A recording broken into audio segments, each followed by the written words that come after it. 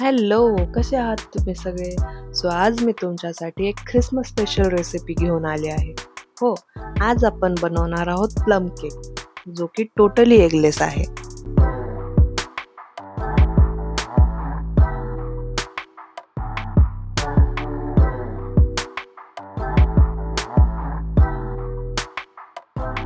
चला तर मग रेसिपीला सुरुवात करू. सगळ्यात पहिले मंद आचेवर एक सॉसपॅन गरम करायला ठेवू. त्यात थोडंसं ऑरेंज ज्यूस, थोडंसं पाणी आणि लेमन ज्यूस ॲड करून हे मिश्रण छान गरम करून घेऊ. हे मिश्रण छान गरम झालं की त्यात सर्व मिक्स बेरीज आणि टुटी फ्रुटी ॲड करून घेऊ. ह्या सर्व मिक्स बेरीजची नावं मी डिस्क्रिप्शनमध्ये डिटेल दिलेली आहे. ह्या सर्व बेरीज छान सॉफ्ट आणि प्लम्पी होईपर्यंत शिजवून घेऊ.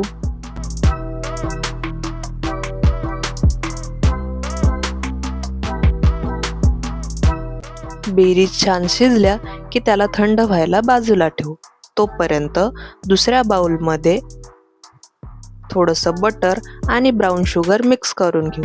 तुम्ही बटरच्या जागी तेल आणि ब्राऊन शुगरच्या जागी साखर समप्रमाणात वापरू शकता. आता ह्यात 1 कप दही घालून साखर विरघळेपर्यंत हे मिश्रण मिक्स करूयात.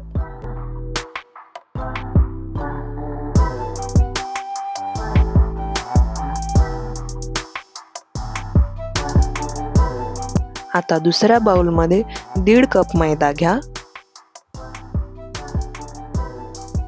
यात थोडीशी जिंजर पावडर आणि सिनेमन पावडर ॲड करा. नंतर 1 टीस्पून बेकिंग पावडर आणि 1/2 टीस्पून बेकिंग सोडा ॲड करा आणि हे सर्व एकत्र मिक्स करून घ्या. आता हे सर्व ड्राय इंग्रेडियंट्स आणि वेट इंग्रेडियंट्स आपण एकत्र मिक्स करून घेऊ.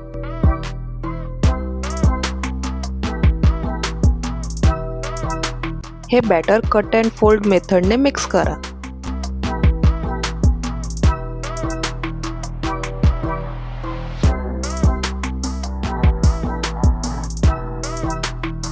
बॅटर छान मिक्स झालं की त्यात सोक केलेल्या बेरीज आणि ड्रायफ्रूटचे तुकडे ॲड करून घेऊ.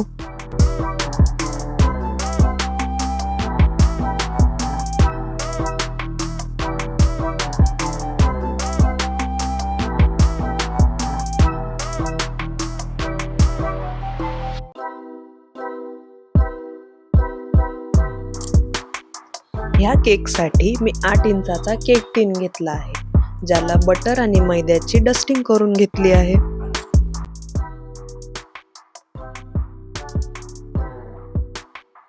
हा केक आपण कढईमध्ये शिजवणार आहोत.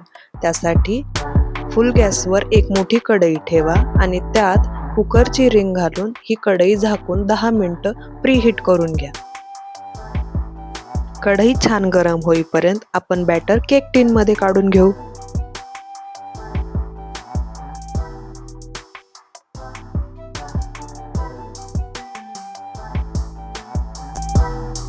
हे बॅटर छान इव्हनली स्प्रेड करून घ्या.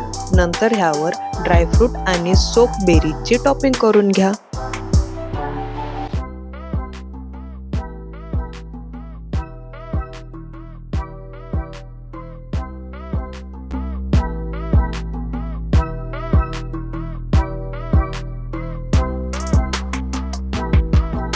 कढई छान प्रीहीट झाल्यावर त्यात हा केक आपण 50 ते 60 मिनिटं मंद आचेवर बेक करायला ठेवूयात.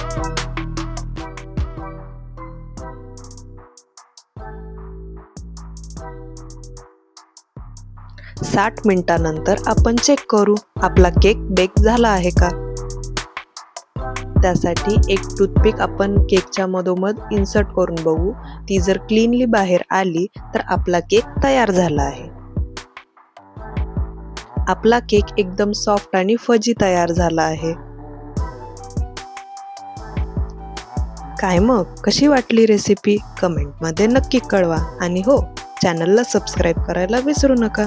थँक्यू.